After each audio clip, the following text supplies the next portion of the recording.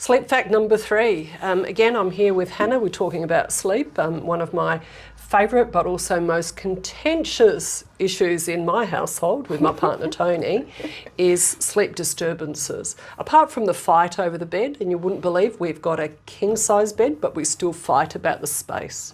I sleep with multiple pillows, hugging them, sleeping on them, twisting them, etc. He keeps telling me I'm trying to push him off.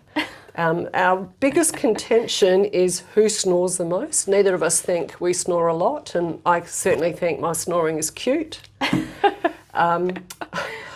When I go into sleep, I go into a deep sleep, and there have been times I've woken up and my partner is snoring like a semi next to me, and I've used my electric device to record him so I can play it to him in the morning. Yeah. So, what type of things, Hannah, do people come up with that kind of semi-disturb their sleep or their partner's sleep? Yeah. So snoring is a biggie. And, you know, there is a kind of healthy level of snoring. It's not an abnormal thing. Some kids have really bad snoring and then grow out of it, or sometimes we drink a bit too much alcohol and then we snore more. But it is a disturbance, for your partner if you share a bed, and for yourself sometimes when it gets to the point where it can be an indication of some sleep disorders like sleep apnea. And so snoring is usually a question I ask in understanding people's sleep, because it can usually be an indicator of, hey, maybe we should get this checked out if it is something that is happening throughout the night. It's waking people throughout the night.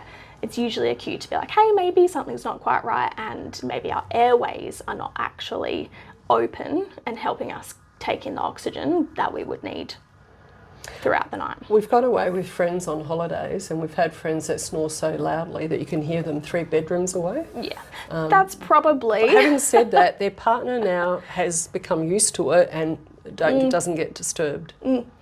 It's, again, if you're hearing them 3 rooms away, that's probably a good indication that it's not just your normal level of snoring. And so if you need to sleep 3 rooms away from your partner, maybe give them a friendly nudge to be like, hey, we should probably get that checked out.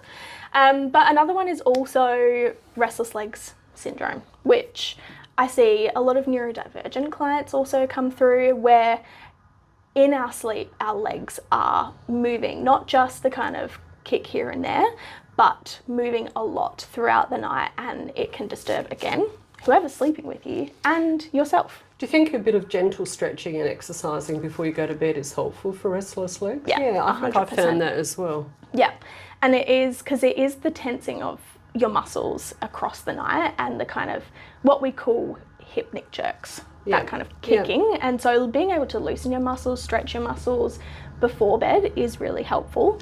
And then sometimes it is just hey, maybe it is the sleep disturbance that can't be fixed with just the stretch. And so being able to talk to your doctor or being able to talk to a psychologist about what that is and what that looks like can help yourself and your partner in kicking around in the bed. Okay, and finally, sleep apnea.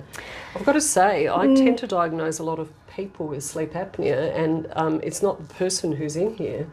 It's the partner who's in here telling me about their partner who stops breathing multiple times during the night, and they've got to stay hyper alert to nudge them, to turn them and stuff like that. And I've often said, you know, it sounds like your partner has sleep apnea. They need to go talk to their GP and get assessed and possibly use a CPAP machine or have surgery or whatever. Yeah, yeah. It's becoming more and more common. Isn't it? It and is. Initially we used to think it was blokes over the age of 50, but we're seeing a lot more women with sleep apnea now. Yeah. And we used to also think if you're quite overweight, you've got sleep apnea, but I've seen people that were underweight with sleep apnea because it's structural.